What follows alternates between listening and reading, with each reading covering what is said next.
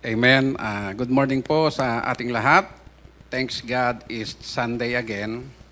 Nakakapagpahinga na naman po ang ating mga kaluluwa at mapapalakas na naman po tayong muli sa salita po ng Panginoon. Ang pag-aaral po natin ngayon ay patungkol po sa talinghaga, tungkol sa maghahasik, as the titles says here in Matthew chapter 13. Makikita rin po ito sa Mark chapter 4 and sa Luke chapter 8.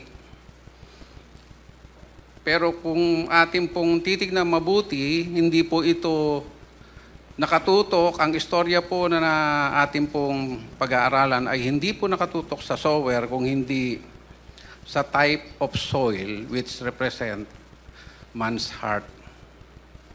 Amen po. Bakit po ba gumamit kasi ng parable o talinghaga ang Panginoon? Ano po ba ibig sabihin ng parable? A parable is a simple story which illustrate moral or spiritual lesson. Meron po tayong kapupulutan na moral o spiritual na bagay sa ipinapakita po ng Panginoon. At kaya niya po dinaan sa istorya sapagkat ang kaharap niya po ay mostly mga fishermen, mga magsasaka, at sila yung madaling makaunawa dun sa ibig sabihin ng Panginoon. And then, bakit ba kasi kailangan pa na magsalita ang Panginoon sa parable? Ang sabi po sa verse 12 and 13 ng Matthew chapter 13 po ay upang itago ito sa iba at sa iba naman ay upang ipahayag ito sa kanila. So meron pong tao na pinili ang Panginoon na what should I say? They are meant for doom. May mga tao po na hindi makakaintindi kung ano ang ibig sabihin ng Panginoon. Makinig man sila ng makinig, sinasabi nga po dito, o tumingin man sila ng tumingin, hindi sila makakapakinig at hindi sila makakita sapagkat tinanggal na po ng Panginoon yung dapat nila maunawaan. At ang sabi po dito sa verse 13, nagsasalita ako sa kanila sa pamamagitan ng talinghaga sapagkat tumitingin sila ngunit hindi nakakita at nakikinig ngunit hindi naman makarinig ni nakakaunawa man. So ito pong ginagawa ng ating Panginoon ay ayon po, katuparan po ito ng propesiya na sinasabi po doon sa Isaias. Bakit po nagpropesiya ang Panginoon sa Isaias po? Dahil po sa katigasan ng puso nila na ayaw nila sumunod sa Panginoon. Amen po? So tayo po ay mag-uumpisa and tignan lang po natin yung definition of term sa ating pong pag-aaralan na sa Luke chapter 8, kung titignan nyo po, ang sabi po doon sa sower, it is God. Yung sower po, nire-represent niya po si God, si Jesus Christ, the Father, and the Spirit. And of course, katulad po ng ating mga kapastoran, na sila po ang naglagay po o nagtanim sa puso natin ng salita ng Diyos. The seed is the Word of God. And ito pong ibon na nire-represent po dito o yung masama na sinabi po dito sa ating pong binasa kanina ay si Satan po. And that 4 types of soil ay yung puso po natin. Amen po? And then sa pag-aaral po natin ito, titingnan po natin kung paano po nagsalita ang Panginoon first, sa physical na aspeto kung paano tumutubo o lumalago ang seed. And then sa second aspect po, mula verse 18 hanggang 23, ito po yung spiritual na pakahulugan niya. Amen po? Mag-umpisa po tayo sa verse 4. May isang magsasakang lumabas upang maghasik. Sa kanyang paghahasik ay may binhing nalaglag sa tabi ng daan. Dumating ang mga ibon at tinuka ang mga iyon. Sa Sa Luke chapter 8, verse 5 po, idinagdag po ni Apostol Lucas na yung nalaglag na binhi, natapakan pa ng mga tao. Ano pong pinapakita dito sa atin ng Panginoon sa physical na aspeto? Yung lupa along the pathway, sa English po, ito po yung lagi po nilalakaran ng mga tao, at dahil lagi siya nilalakaran, ito po ay compacted soil, matigas. Kaya nung malaglag yung binhi, hindi siya magkaroon ng ugat, expose siya sa lahat ng bagay, kaya tinuka ng ibon. It represents Satan. Kinuha niya yung salita ng Diyos. Amen po? Verse 5, may mga binhi naman nalaglag sa mabatong lupa, dahil manipis lang ang lupa roon, sumibol agad ang binhi, ngunit natuyo agad ang mga ito nang mabilad sa matinding araw, palibhasa ay mababa ang ugat. Sa Israel po kasi, naalala ko po yung turo ni Pastor Just noon, nandun tayo sa sentro pa, about this topic. Marami pong part ng lupa sa Israel na marami pong bato. Kabatuhan po siya. And then itong bato pong ito, kahit nasa bukid po siya, konti lang po yung nakatabo na lupa. So itong verse 5 na pinag-aaralan po natin, ganun po ang nakalagay dito. Kunyari po, ito yung bato, and then konti lang yung lupa, yung seed na nahulog doon, nag-crack kagad yung kanyang shell dahil sa sikat ng araw, sa init, and then namatay kagad dahil din sa tindi na sikat ng araw. Bakit? Ang sabi po dito, konti ang kanyang damo. Sa Luke chapter 8, verse 6, idinagdag po ni Apostol Lucas na dahil konti lang yung halumigmig o hamog o yung tubig, kaya ito ay namatay. Verse 7, may mga binhi naman nalaglag sa may matitinik na halaman, lumago ang mga halamang matitinik at sinakal ang mga ito, ang mga binhing tumubo doon. So sa amin po, lagi po kami sa farm ngayon, nakikita ko po yung itinuro ni Pastor. Tinuro sa atin ng Panginoon sa pamamagitan ni Pastor. Na ang isang tanim, kapag po marami pong tinik o dawag, marami pong mga damo sa palibot niya, hindi po siya makalago. So much more na mamunga sana siya dahil unang-una po ay yung nutrients po ng lupa na dapat ay mapunta doon sa seed, kinakain na po ng mga halaman ligaw. May mga tinik at dawag. And then dito po sa ngunit ang mga binhing nasik sa matabang lupa ay namunga, may tig-100, may tig-60 at may tig-30. Makinig ang may pandinig. Bakit po kaya sinabi dito ng Panginoon na makinig ang may pandinig? O bago po tayo pumunta doon, yung pong seed na naihasik sa matabang lupa ay tumubo po at namunga. So ito po ang isa pang-aaralan natin sa buhay natin ng pagiging Kristiyano, na yung bang seed na naitanim sa puso natin, lumago lang ba ito? Hindi kaya ito namunga? Ito kasi ang tinatanong sa atin ng Panginoon ngayon. Hindi po mahalaga sa Kanya yung lumago ka lang pero walang bunga. Ang mahalaga po, mamaya po babasahin natin mga talata na magsusupplement po ng ito. Ang gusto po ng Panginoon, yung bunga. May hinahanap pong bunga ang Panginoon. Hindi po bubot, yung bunga na hinog. And then sabi niya po dito, sa verse 9, makinig ang may pandinig. Lahat naman tayo nakakapandinig dahil may tenga naman tayo eh. Pero alam niyo po ba, kahit may nagsasalita sa harapan mo, kung ayaw mo itong pakinggan, hindi mo siya narinig. You just ignore it. Amen po? Sa spiritual na aspeto naman po, tignan po natin at mahalintulad po natin dito, yung puso natin kung saan category po tayo nandoon. Amen po? Verse 18.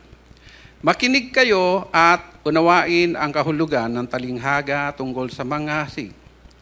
Kapag ang isang tao ay nakinig ng mensahe tungkol sa paghahari ng Diyos, Ngunit hindi naman niya yon inuunawa, siya ay katulad ng binghing nalaglag sa daan.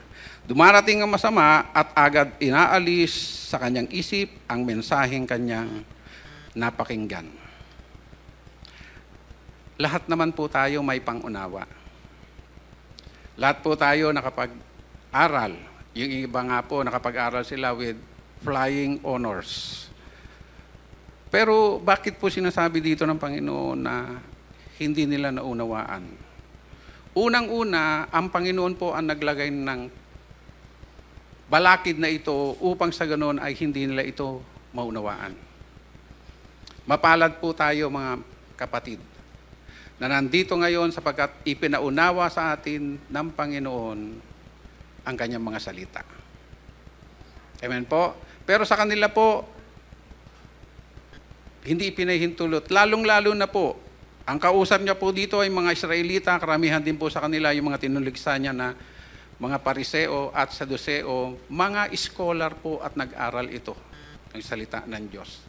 Sila ang nagpapatubad ng kautusan ng Diyos. And yet, ito po ay patalinghagang sinabi ng Panginoon sa kanila. Bakit po? Unang-una, ayaw nilang tanggapin ang gospel. Pangalawa, yung nagbigay ng gospel, ayaw nila sa buhay nila. Ayaw nila. Dumating na ang light of this world, pero ayaw nilang lumapit sa liwanag upang sa ganoon ma-expose ang kasamaan o kadiliman sa buhay natin. Amen po? Ang katulad, verse 20, ang katulad naman ng binhing nalaglag sa mabatong lupa ay ang taong nakikinig ng mensahe na kaagad at masayang tumatanggap nito, ngunit hindi naman tumitimo ang mensahe sa kanyang puso. Sandali lamang itong nananatili at pagdating ng mga kapigitian at pagsubok dahil sa mensahe, agad siyang tumatalikod sa pananampalataya. Masama po ba na tanggapin agad ang ebanghelyo ng Panginoon? Hindi po. Pero ang sinasabi po ito ng Panginoon, ang ipinapaliwanag niya sa atin, na tayo o may mga tao na matapos na masaya niyang tinanggap ang ebanghelyo, because of trials and persecution, because of the word. Nang dahil sa pagiging Kristiyano niya, na masabihan lang ng konti, bagsak. Ma-rebuke ng konti, bagsak. Alam niyo po, sinasabi ng Bible, magpasalamat tayo kapag mayroong nagre-rebuke sa atin. Dahil nakikita dito na tunay na anak tayo ng Diyos. Sad to say, ayoko man bumanggit ng mga pangalan, alam ninyo yung mga tao na because of the word, umalis sa pananampalataya. Hindi ko po sinasabi yung umalis sa iglesia dahil marami naman po umaalis sa iglesia na may spiritual na dahilan din. Malapit siya sa trabaho niya, accessible ito dun sa bahay nila. Basta yung positive na pag-alis sa iglesia, hindi naman po nangangahulugan na umalis sa iglesyang ito ay nawala na po sa pananampalataya. Ang pinag-uusapan po natin, yung pong nawala sa pananampalataya. At marami po tayo nakahalubilo ng mga kapwa natin ng Kristiyano na makikita nyo na po, andyan na po, mundong-mundo. Hindi mo na sila masyera ng Bible, mga salita ng Diyos, pagkat ayaw na nilang tanggapin. Yung iba sabi, yung nanay ko kasi, lagi ako minumura dahil sa pagiging Kristiyano. Because of the word, umalis sila sa pananampalatayang Kristiyano. Ang binhi namang nahulog sa may matitinik na halaman ay ang mga taong nakikinig ng mensahe, ngunit dahil sa pagkabalisa sa maraming mga bagay at pagkahumaling sa kayamanan, nawawalan ng puwang sa kanilang puso ang mensahe at hindi ito nagkakaroon ng bunga. Mayroon naman daw po klase ng puso na ang seed o salita ng Diyos ay nahulog sa matinik at kadawagan, na kung saan mas ginusto pa nila yung pursuit of this life. Mas ginusto pa nila yung manood ng mga artistang dumarating dito kaysa sumama sa Bible study. Mas gusto nila yung manood ng TV kesa magbasa ng Bible. Wala silang personal knowledge sa Panginoon. Wala silang yung matibay na relasyon sa Panginoon. Mas pumunta sila sa kaway ng mundo. I do not know kung dahil sa maling katuruan o sa hindi pag-aaral ng salita ng Diyos. I know this. Galing po ako sa ganyang pananampalataya noon. Galing ako sa ganyang belief. Yung iba po sa atin, sad to say, meron naman siguro silang reason. I do not know only if this is a valid reason, na meron naman yung YouTube ni Pastor nakakapakinig kami doon. Hindi po, may utos po sa atin ng Panginoon. Ang sabi niya po sa Hebrews chapter 12, verse 25 or 24, na wag nating kaliligtaan ang pagdalo sa ganitong klase ng pagtitipon tulad ng ginagawa ng iba. Alam niyo po, minsan po nag-observe ako, although naiintindihan po natin ang kalagayan ng bawat isa, pero ang Panginoon po, maintindihan niya po tayo kung puro reason tayo. Makikita niya po, tayo, sabihin natin, wala akong oras. Ako po, sabi ko lagi, wala akong oras. Totoo naman. Bakit? Paggising ko ng umaga, hindi po yun kanta, alas 5. Minsan, sa pagmamadali ko, hindi na ako nakakapag-pray. Buti na lang, andyan ang aking asawa lagi. Mag-pray muna tayo. And then, palengke na ako. Hanggang 12, titigil kami ng trabaho. 1, pupunta na ako doon sa oven ko, sa opisina ko. Hanggang 9. 9, kakain ako. And then, wala kasi akong time at pagod ako. Nanonood ako ng TV. Wala akong time. Abuti siguro ako mga 10, 10:30, and then matutulog na ako. Ganon po lagi. Si Pastor, pwede niya maintindihan yan. Although, nare-rebuke tayo minsan dahil minsan po talagang masama o mahirap tanggapin ang katotohanan. Pero paano ang Diyos? Kaya nga nagbigay siya na isang araw, 24 hours. Hanggang 16 hours ka nagtatrabaho, nag-uopisina. May natitira pa na 8 hours. Saan natin ginagamit yung 8 hours? Sabi ni Kuya Rick noong mga panahon na kino-coach niya ako, June, sa sobrang busy ko sa trabaho, gumigising ako ng minsan alas 2 ng madaling araw just to study the Word of God. Hindi pa ako magtuturo noon. What more kapag magtuturo ako? I spend 3 weeks, sabi niya ganun, studying the Word of God. Sa atin po mga kapatid, ano po ang mas mahalaga sa atin ngayon? Yung paghanap natin sa pera, yung pagtatrabaho natin, hindi naman po mahirap o hindi naman po masama. Pero hindi po ba natin nalalaman na, minsan nga sabi po, ang warning po ng Bible, the love of money is the root of all evil. Naging abala tayo sa affairs of this world na nakaligtaan natin na may church tayo. Sa akin po, it is a great rebuke for me. Bumabalik po yung rebuke sa akin ng Panginoon. Although sinasabi ko lagi, yung aking palusot sa aking sarili na, matanda naman na ako Pinanggalingan ko naman na naglingkod ako sa church. Pero alam niyo po, kung titingin po tayo, every corner of this church, nangangailangan po ng trabahador.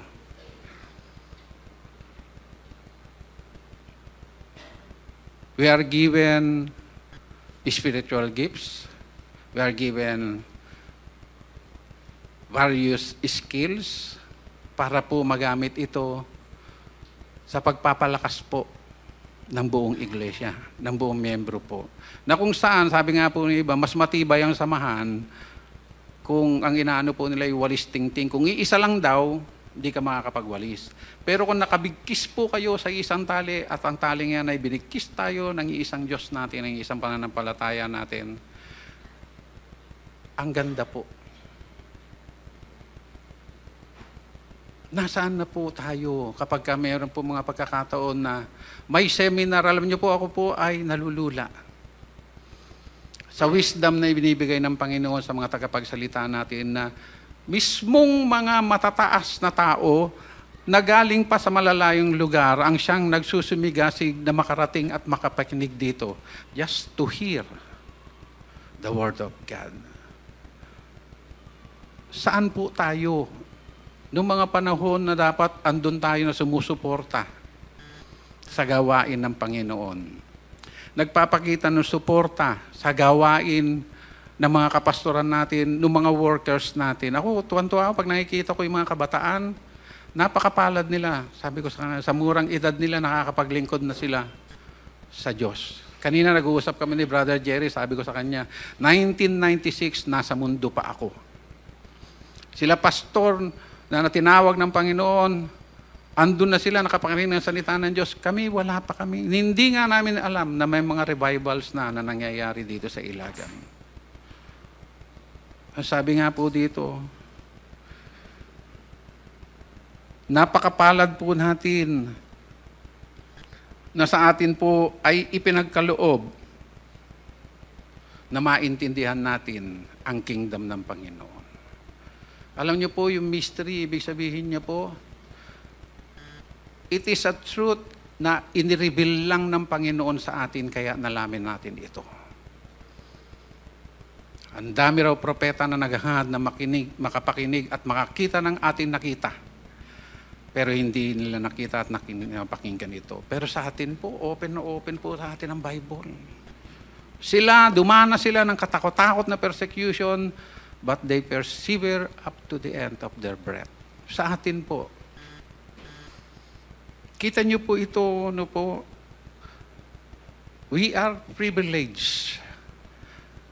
Even to this church, I will say, dahil galing ako at nakakapag-attend ako sa ibang mga churches, hindi po katulad ng mga napapakinggan natin na tamang katuruan ang napapakinggan. Marami po mga churches, I will challenge you, magpunta kayo sa ibang mga churches, makinig kayo ng mga preaching nila. May iling kayo. May iling kayo. It is not a gospel at all. O kung gospel man ito, it is not. It is an adulterated gospel. Pero sa atin po, I praise God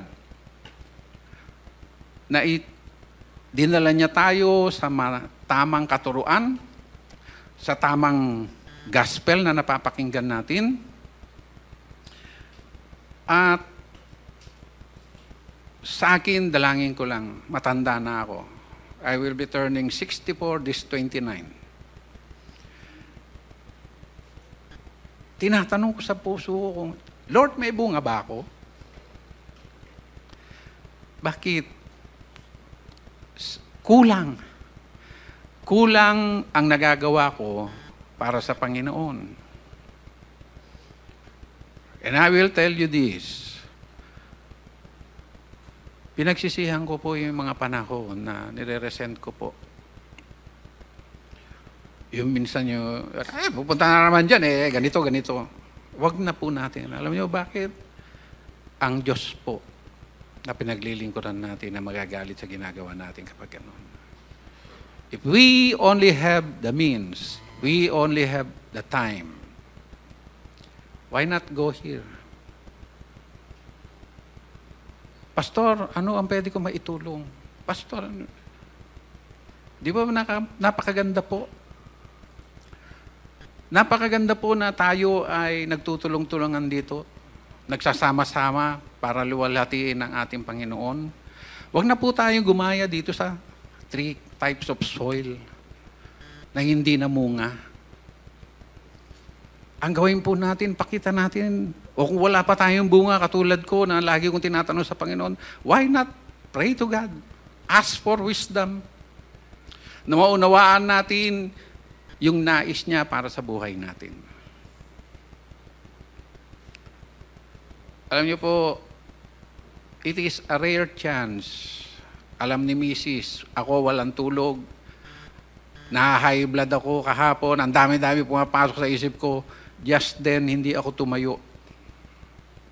Pero sabi ko sa Panginoon, Lord, tatayo ako. Hindi upang magisikat ako, kung hindi upang maibahagi ko rin sa inyo yung mga dinanas ko noon, yung mga experience ko na nagpalubog sa akin sa pananampalataya. Habag lang ng Diyos na ako ay makabalik dito, habag ng Diyos na ako ay makatayo sa inyong harapan. Take it from me. I have so many experience with other churches. They are not teaching the true gospel at all. Pero sa atin, mamaya po, may sasabihin po ako sa inyo na parabor ni Apo. Para po sa mga lingkod ng Panginoon na nandito sa atin na ang tiyaga-tiyaga nagturo for how many years. Naalala ko, nandun po tayo sa ang daming rebuke na ginawa sa atin ng Panginoon sa pamamagitan nila pastor. Ang daming and then inaway pa siya. Paano po kung ang pinadala ng Panginoon na mag-rebuke sa ating kalabaw na? At alam niyo po yung ginawa po sa atin ng Panginoon, hindi po ito kayang bayaran ng kahit na anong salapi. Amen po. Sorry po, malungkot po ako mag-preach. Kinakailangan po pa rin magsanay. Pero nakita niyo po, tignan po natin yung kamay ng Panginoon sa lahat na nangyayari sa atin dahil wala pong bagay na nangyari sa buhay natin na hindi niya pinahintulot. Amen po. Verse 23, ang katulad naman ng binghing na lahasik sa matabang lupa ay ang mga taong dumirinig at umuunawang mabuti sa mensahe, kaya't ito ay namunga na sagana, may tig-100, may tig-60 at may tig-30.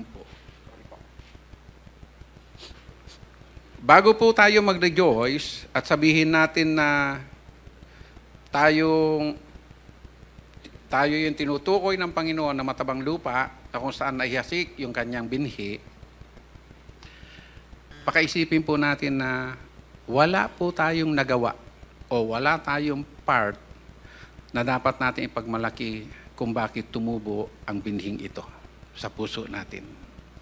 It is all by the works of God. Ipinrepair niya na tayo. Tayo yung mga sinasabi niya na ipinrepair niya na before the foundations of this world. Tayo yung mga sinasabi ng Panginoon sa kanyang mga salita na pinagkalooban niya ng eternal life. Sad to say, may mga klase po ng Kristiyano na after na matamasa nila, makita at mapakinggan ang biyaya ng Panginoon, naging complacent na po. Naging okay na ako, Kristiyano na ako, nabaptize ako, ligtas na ako. No. Yun ang paniniwala ko noon. Kaya yung ituturo ko po sa inyo ngayon na nais na ipahayag ng Panginoon ay tayo po bagamat nasa stage 4 po tayo ng type of soil para pong bumabalik tayo doon sa stage 2 and 3 wherein tinatalo tayo ngayon ng mga alalahanin natin sa buhay. Tinatalo tayo ng mga trials and sufferings na dumarating sa buhay natin. But I will tell you, or I will ask you this question. May tao ba na walang problema? O may ipinangako ba ang Panginoon na kapag tayo ay sumunod sa Kanya, ligtas na tayo sa mga sakit karamdaman, ligtas na tayo sa pangungutang, ligtas na tayo sa lahat ng mga bagay na negative sa buhay natin? Wala naman po eh. Ano ang pangako sa atin ng Panginoon? Kapag ikaw ay tumalima up to the end of your breath, if you will endure up to the last, you will have eternal life. Ito po ang pangako sa atin ng Panginoon.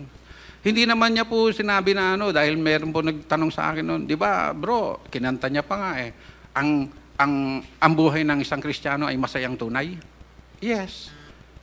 Because that is the gift of the Holy Spirit. Galatians chapter 5, verse 22 to 23. Meron tayong peace, may joy tayo, may long suffering tayo.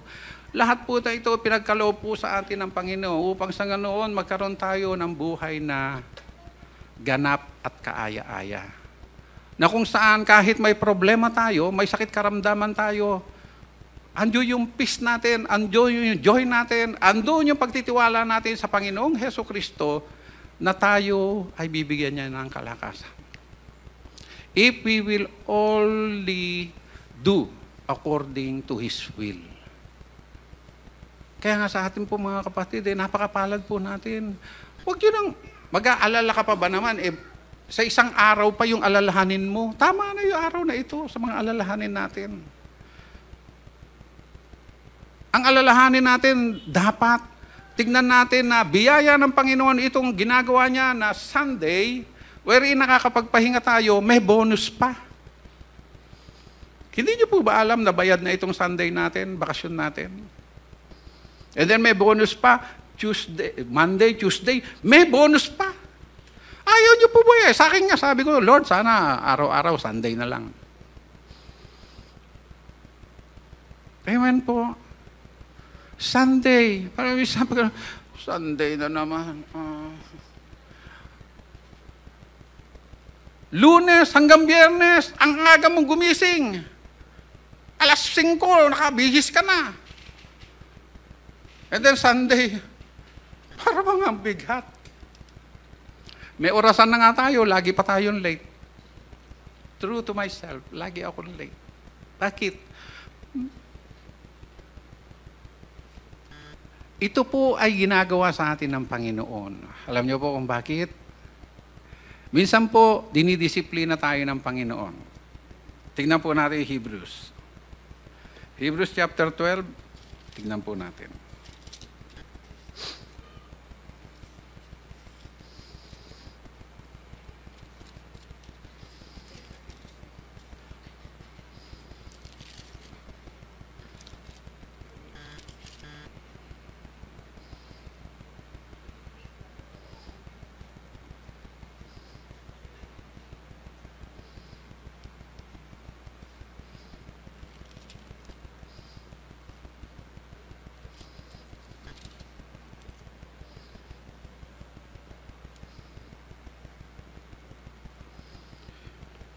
Andiyan na po kayo. Sabi po sa verse 3, isip-isipin ninyo kung gaano ang tiniis niyang pag-uusig sa kamay ng mga makasalanan upang hindi kayo manlupaypay o panghinaan ng loob. Hindi pa umahantong sa pagdanak ng dugo ang pagkikipaglaban ninyo sa kasalanan. Nalimutan na ba ninyo ang panawagan ng Diyos sa inyo bilang mga anak niya? Mga salitang nagpapalakas ng loob. Anak ko, huwag mong baliwalain ang pagtutuwid ng Panginoon at huwag kang panghihinaan ng loob kapag ikaw ay dinidisiplina niya. Sapagkat dinidisiplina ng Panginoon ang mga minamahal niya at pinapalo ang itinuturing niyang anak. Tiisin niyo ang lahat ng hirap tulad sa pagtutuwid ng isang ama dahil ito'y nagpapakilalang kayo'y tinatanggap ng Diyos bilang tunay niya mga anak. Sinong anak ang hindi dinidisiplina ng kanyang ama? Kung ang pagdidisiplina na ginagawa sa lahat ng anak ay hindi gagawin sa inyo, hindi kayo tunay na anak, kundi kayo ay mga anak sa labas. Dinidisiplina tayo ng mga magulang natin, di ba? Mostly sa atin ngayon ay mga magulang na. Alam na natin ngayon kung bakit nagdidisiplina tayo ng mga anak. Upang maituwid natin yung kanilang landas. At ganito rin po ang ating Ama nasa langit. Kasi tunituwid niya tayo. Bakit? Minsan nakakalimot tayo sa maraming bagay. Iniutos na ng Panginoon na ipangilin natin itong Sunday, pero minsan, yung anak mo lang ang nakikita. Then, yung bata tinanong, asan yung papa mo? Nagalit nga po sa akin dahil lalabas sana kami, may basketball kami. Sabi niya, araw ng pamamahinga, igalang mo ito. Pumunta ka sa iglesia. Oo, anak. Pero yung tatay mo, tinatanong ko, nasaan? Sumama po, nag-golf. Di ba minsan meron tayo, yung anak natin, paano po tayo? Sa kasal po, sabi po ni pastor, yung tatay, siya ang unang pastor, siya magtutulo ng kabanalan at katwiran ng Diyos sa kanyang mga anak. And then, karamihan po sa atin kapag dinisiplina, lalo na kung ang pastor po ang nadisiplina o nag-rebuke sa kanya. Bagsak. Alis. Punta na lang ako dun. Kahit na mali yung turo, at least dun, bait ng pastor. Huwag po natin tignan yung kabaitan lang ng pastor. Ang tignan po natin yung tamang katuruan ng Diyos. Hindi na kamayan, bagsak. Ako po, gusto ko na naman maiyak, pero pipigilin ko po. In the 2 years na umalis kami sa iglesyang ito, natuyot po kami. Kaya tuwing dadaan ako dyan, although nahihiya ako, baka may tumingin sa amin. Ang sabi ko, Lord, may magyaya sana sa amin. Ang hirap, once na umalis ka sa isang iglesia, napakahirap na pong bumalik. And then yung pupuntahan yung iglesia, syempre magtatanong yan. Kung sa isip nila magtatanong, well and good. Paano ko ikaw tinanong? Yung pastor kasi namin, kung mag-review, kala mo ko. Si Nehemiah nga, hinila pa yung mga balbas nila, malaking insulto yun. Sinabunutan yung mga kababaihan. Umalis ba sila? Ito isang nakita ko. Pag umalis ka sa iglesia na tama ang katuruan, matutuyot ka. Yung misis ko po, dahil sumusunod lang siya sa akin, ayaw niya talagang umalis dito kahit na anong mangyari. Pwede lang awayin niya ako. Yan kasi, ikaw... Tinituwid ba tayo ng pastor natin? Bigyan pa natin siya ng love gift. Bakit po? Yun naman po yung time na nakita ko at naigalang maski na yung kapastoran nakaharap ko na hindi katulad ng ibang mga pastor.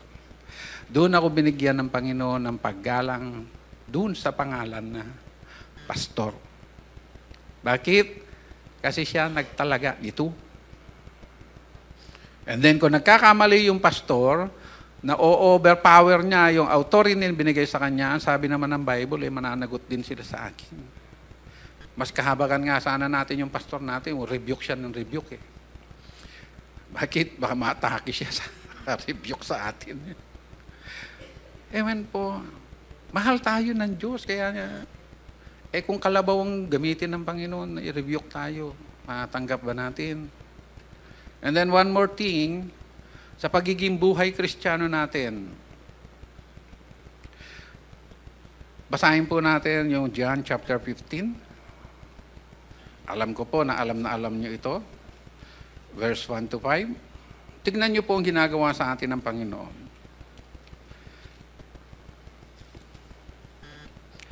Ako ang tunay na puno ng ubas at ang aking ama ang tagapag-alaga.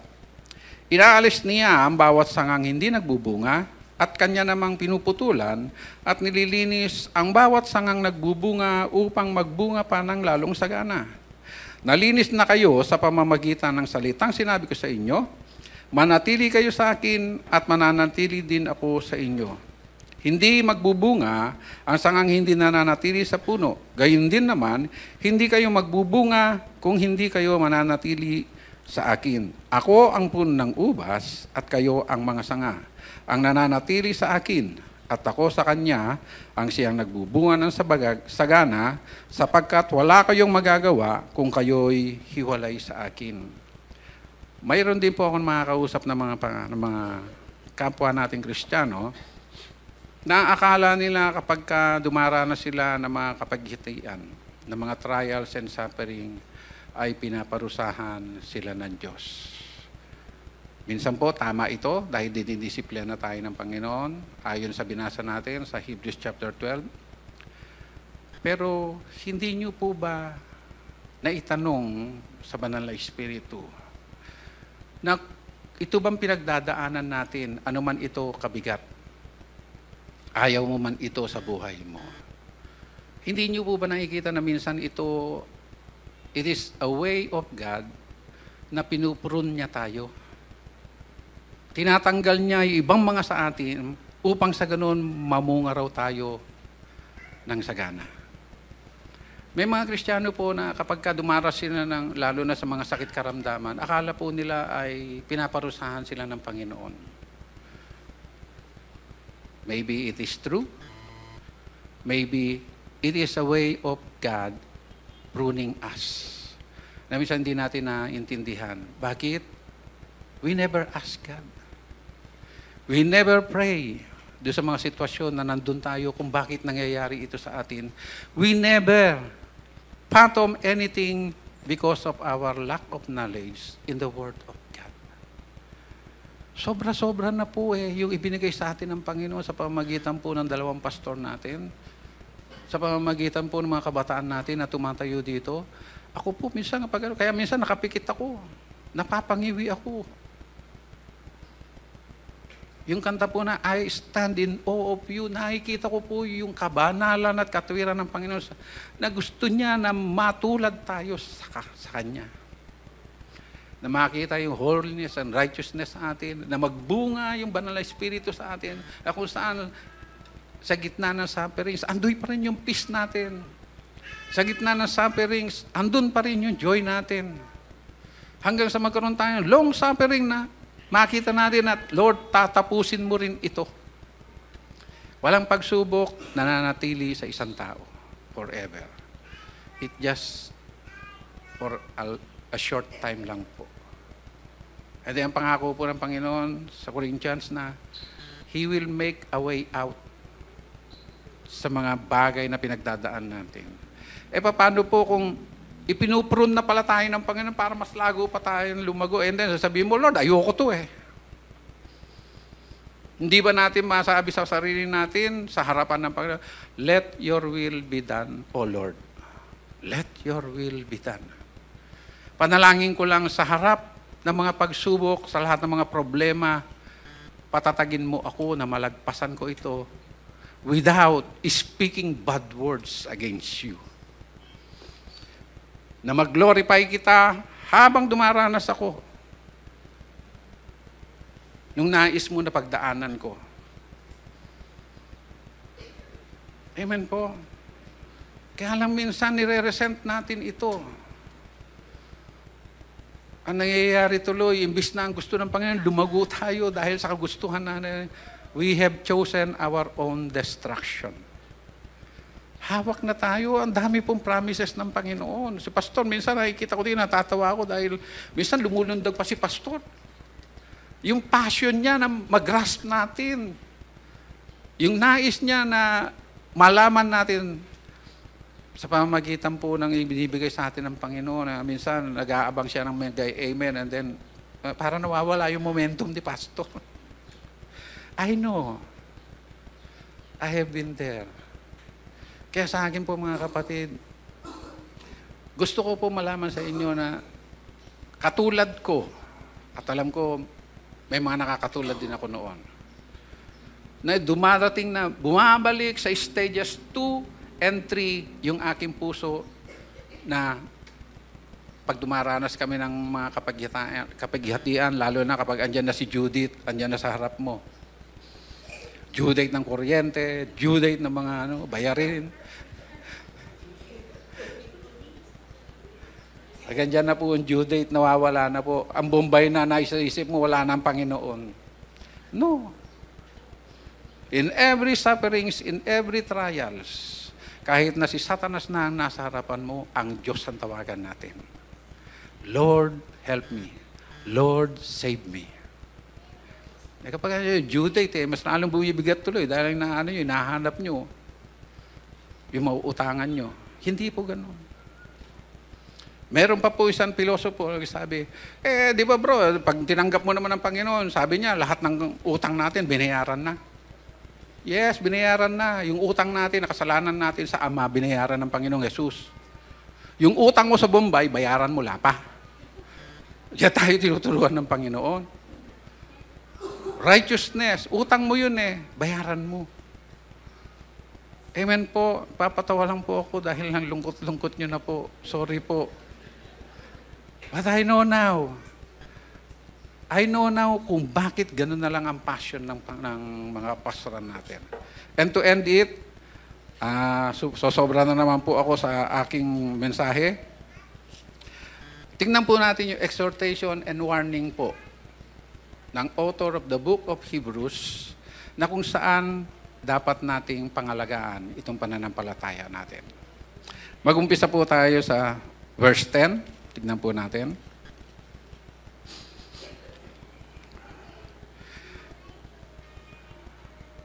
Verse 24, sabi po dito, sikapin nating gisingin ang damdamin ng bawat isa sa pagmamahal sa kapwa at sa paggawa ng mabuti. Ito po palang reason o purpose na ginagawa sa atin ng Panginoon. Upang sa ganun mapalakas po ang bawat isa sa atin sa pamamagitan po ng pagtitipon natin katulad po nito. Huwag nating kaliligtaan ang pagdalo sa ating mga pagtitipon gaya na nakasanayan ng iba. Sa halip, palakasin natin ang loob ng bawat isa, lalo na ngayong nakikita nating malapit na ang araw ng Panginoon. Matapos nating malaman at tanggapin ang katotohanan at sadyain pa rin nating magkasala, wala nang handog na may alay pa para sa ikapagpapatawad ng ating mga kasalanan. Ang naghihintay na lamang sa atin ay ang kakilakilabot na paghuhukom at ang naglalagabgab na apoy na tutupok sa kaaway ng Diyos. Ma-remember niyo po yung katuruan po ng Panginoon wherein dumalaw po siya sa vineyard. And then, sabi niya, for 3 years, dumadalaw ako sa vineyard na ito. Pero ang punong ito, hindi namumunga. Putulin na iyan. Ano po ang sinabi ng Panginoong Jesucristo? Bayaan niyo po muna, bigyan niyo ako ng 1 taon. Bubungkalin ko to, lalagyan ng pataba, at pag namunga, maganda. Pero kung hindi, putulin niyo na po. Actually, marami po sa atin na mga dahil akala natin noon ay ligtas na tayo at mananatili itong kaligtasan na ito, na totoo naman. Kaya lang po, meron po tayong dapat gawin. Kinakailangan nating mamunga sa harapan ng Diyos. Kailangan makita sa buhay natin yung kabanalan at katwiran ng Diyos at kinakailangan na yung pananampalataya natin ay magkaroon po ng kaakikbat na paggawa. Hindi po natin kinakailangan gumawa ng mabuti para maligtas tayo o hindi gumagawa tayo ng mabuti dahil sa tayo ay ligtas na. Amen po. At ito nyo po, marami pa po tayong pag-uusapan dapat. Pero gahol na po ako sa oras. Basahin ko po sa inyo ang chapter 6, verse 7 hanggang 12. Sapagkat pinagpapala ng Diyos, ang lupang pagkatapos tumanggap na masaganang ulan ay sinisibulan ng halamang pinakikinabangan ng mga magsasaka. Subalit kung damo at halamang matinik ang tumutubo doon, walang kabuluhan ang lupang iyon at nanganganib pang sumpain ng Diyos at tupukin sa apoy. Mga minamahal, kahit ganito ang sinasabi namin, natitiyak namin na nasa mas mabuti kayong kalagayan patungkol sa inyong kaligtasan. Makaturungan ng Diyos, hindi yan nililimutin ang inyong ginawa at ang pagmamahal na ipinakita at hanggang ngayon ipinapakita sa pamamagitan ng paglilingkod sa mga hinirang ng Diyos.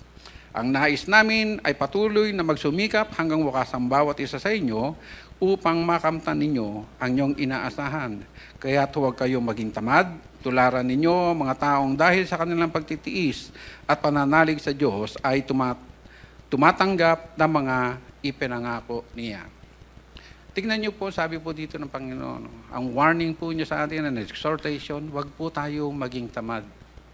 Tamad in the sense ng spiritual na katamaran. Why not iukol natin, spare time natin sa paglapit sa Panginoon? Dahil may pangako po siya sa atin. Those who diligently seek me shall find me. Lumapit po tayo sa Panginoon. Hindi po siya yung Diyos na habang nilalapitan natin, nagtatago. Hindi. Ang gusto po ng Panginoon, ipahayag niya, maging yung lihim ng kaharian ng Diyos sa atin. Kaya lang kinakailangan po natin magtrabaho. Nakita ko po sa kanila Pastor Jess, sa kanila Pastor Rick, kung paano sila nagpundar, ano sa English, nag-invest para makapag-aral ng mas malalim sa salita ng Diyos.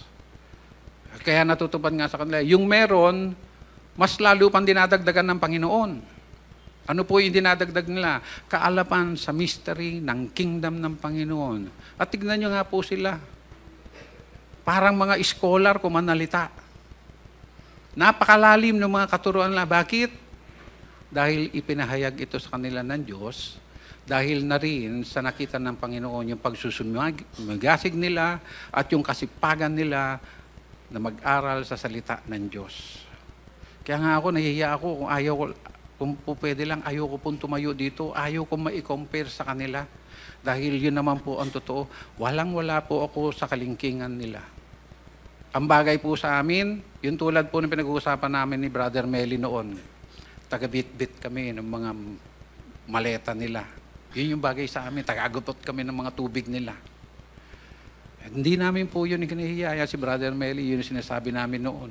O kahit saan sila pumunta kapag punta rin tayo. Yes, ito rin po ang desire namin ni Mrs. Kaya siguro pinahiram sa amin yung kotse para sa ganun makalayo kami to share the word of God. Amen po.